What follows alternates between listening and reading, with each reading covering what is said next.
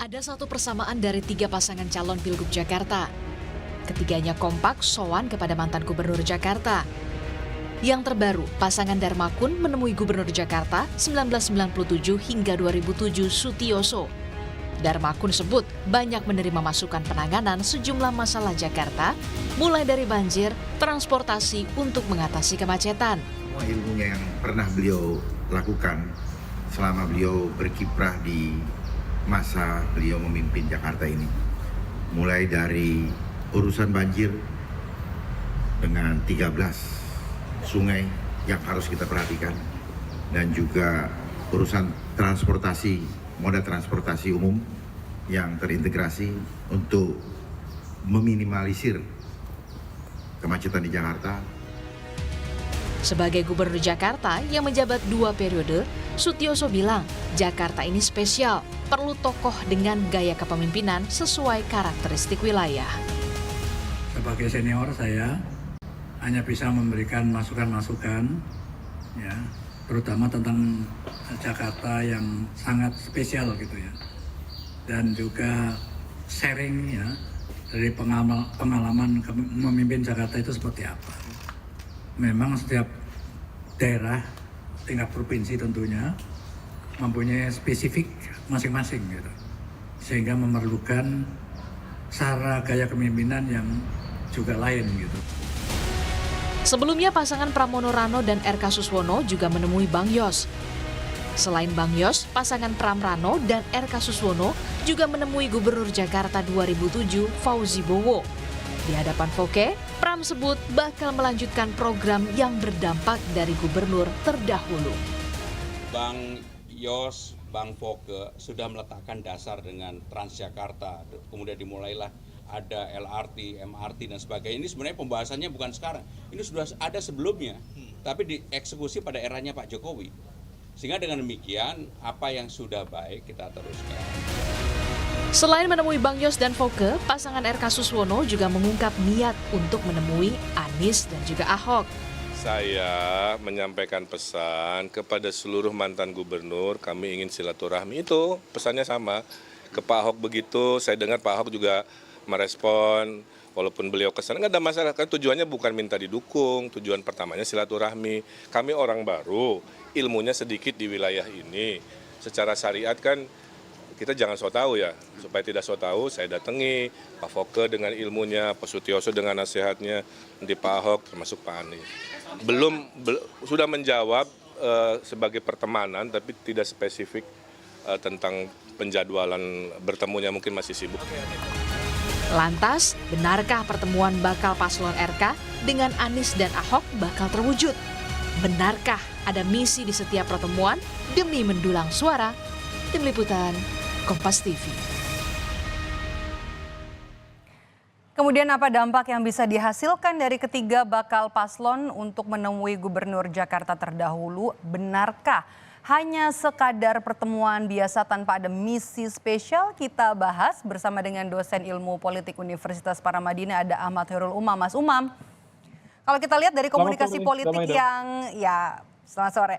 Mas Umam, kalau misalnya kita lihat dari komunikasi politik yang disampaikan oleh ketiga bakal paslon dengan pertemuan dengan beberapa mantan gubernur pendahulunya, apa yang bisa dilihat? Sekedar mau minta saran, minta masukan, ide, atau ada misi spesial sebenarnya? Ya, setidaknya ada dua hal yang sedang dijalankan oleh para calon kandidat pemimpin Jakarta tersebut. Pertama tentu memiliki muatan terkait dengan konteks kepentingan teknokratis.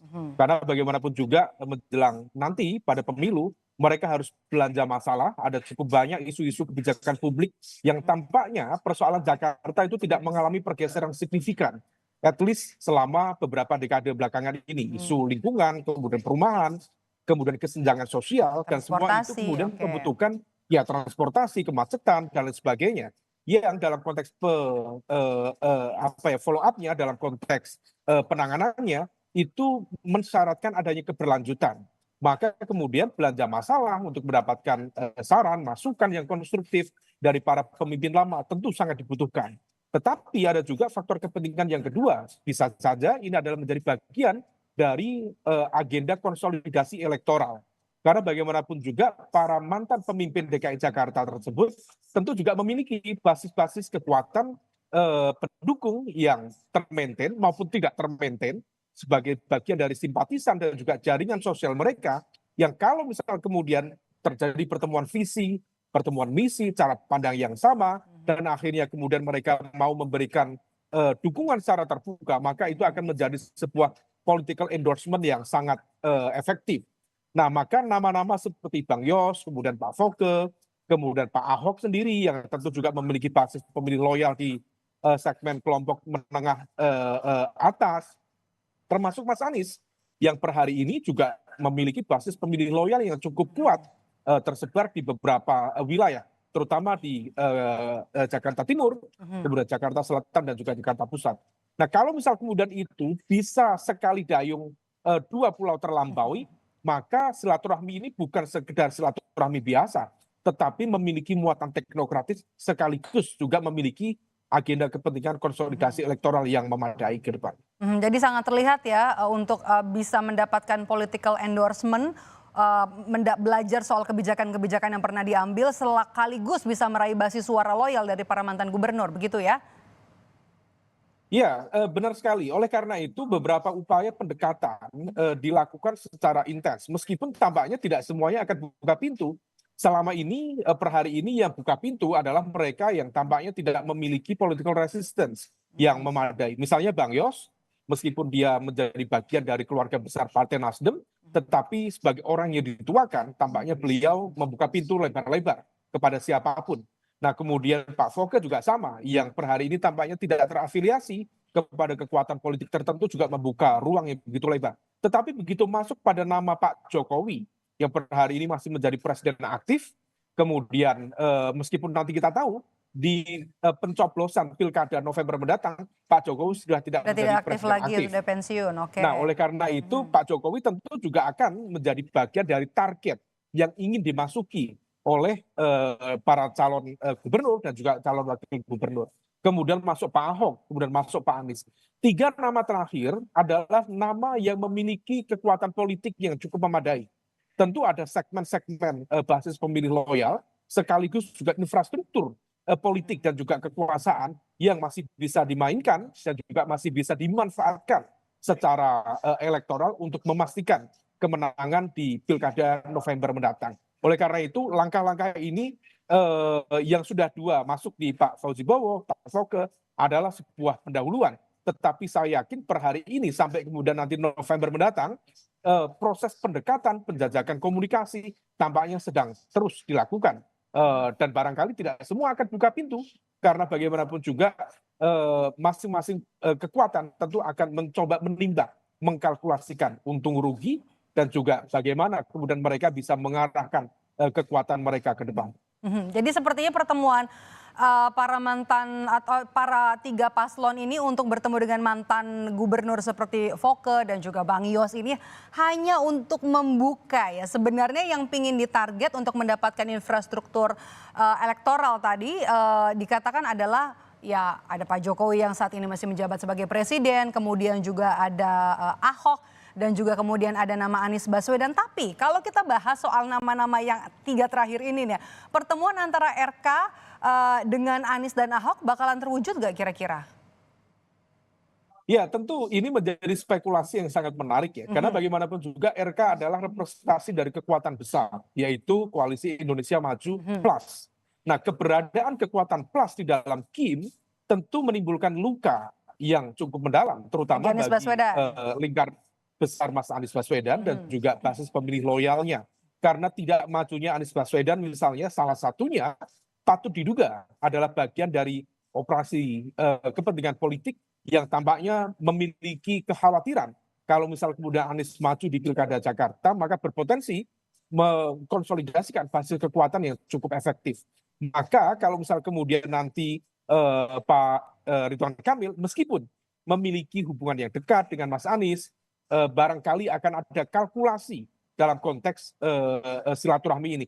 Tetapi tentu kita bisa mencermati bahwa masing-masing tentu memiliki kedewasaan politik yang baik.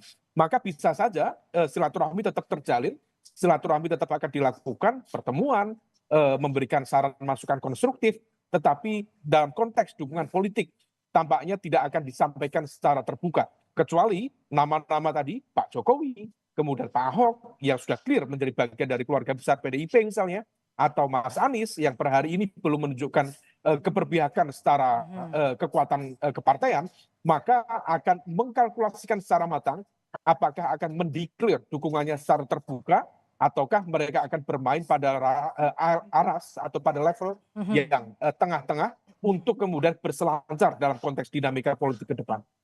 Itu kan menakar soal peluang pertemuan antara RK dengan Anies ya begitu, yang mungkin ada punya catatan tersendiri ya dengan plusnya dari Kim Plus. Tapi kalau misalnya pertemuan dengan Ahok gimana?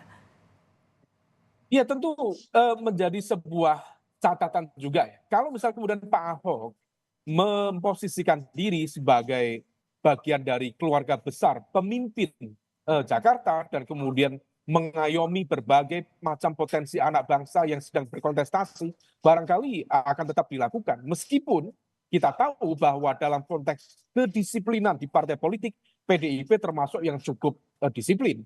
Maka kemudian langkah keputusan termasuk membuka ruang silaturahmi terhadap nama-nama yang lain, misalnya antara Pak RK dengan Pak Ahok, tentu akan dikalkulasikan dengan matang. Bukan semata-mata menjadi otoritas seorang Ahok pribadi, tetapi tentu akan dikonsultasikan kepada PDIP. Karena bagaimanapun juga posisi PDIP per hari ini sifatnya tercorner, sehingga kemudian maju dengan kekuatan sendiri adalah juga menjadi bagian dari operasi besar kekuasaan yang melibatkan kekuatan Kim Plus tersebut. Nah, dinamika ini yang tampaknya akan terus dihitung secara matang, tetapi kalau misalnya kemudian Pak RK dan juga lingkaran dekat Pak Ridwan Kamil bisa meyakinkan dengan komunikasi yang intensif, pendekatan personal yang lebih konstruktif kepada Pak Ahok, kepada Pak Anies, termasuk kepada Pak Jokowi, tentu semua jalinan komunikasi akan memperindah proses kontestasi ke depan.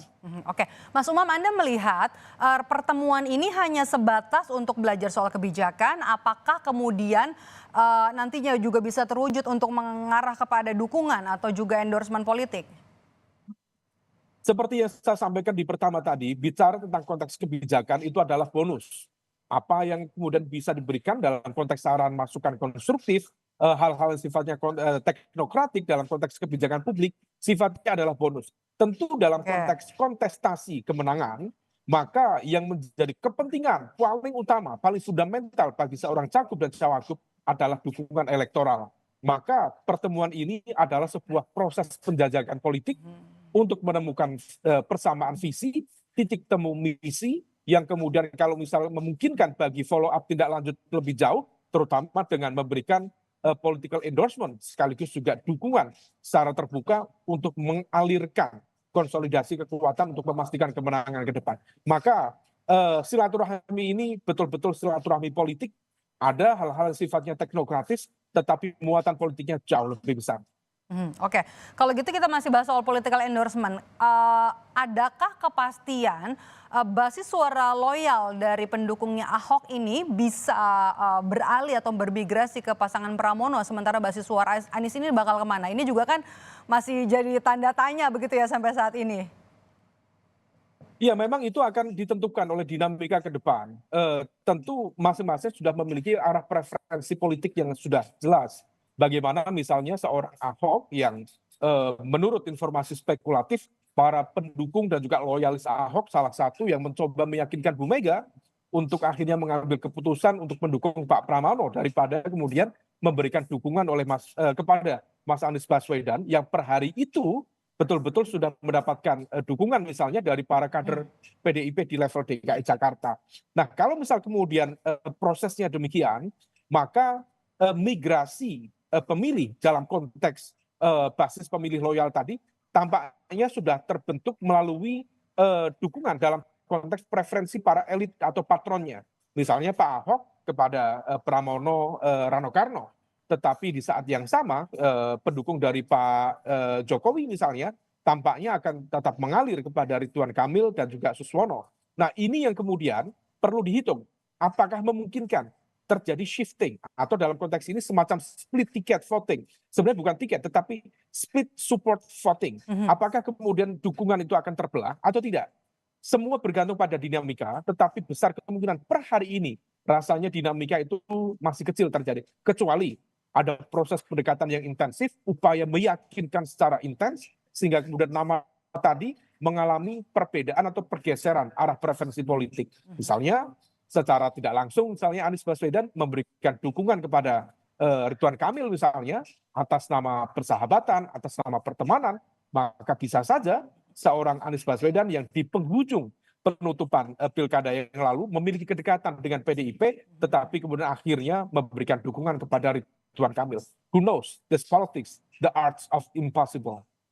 Oke, pertemuan antara yang dilakukan atau yang gencar dilakukan oleh tiga paslon di Pilkada Jakarta untuk bisa menemui para mantan gubernur Jakarta pendahulunya selain untuk bisa belajar kebijakan dan juga berujung pada political elektoral yang akhirnya bisa meraih basis suara dari para mantan gubernur, terutama untuk basis suara loyalis mereka untuk bisa memberikan dukungan tentunya di Pilgub Jakarta. Terima kasih sudah memberikan analisa Anda hari ini, Mas Umam. Sehat selalu, Mas Umam.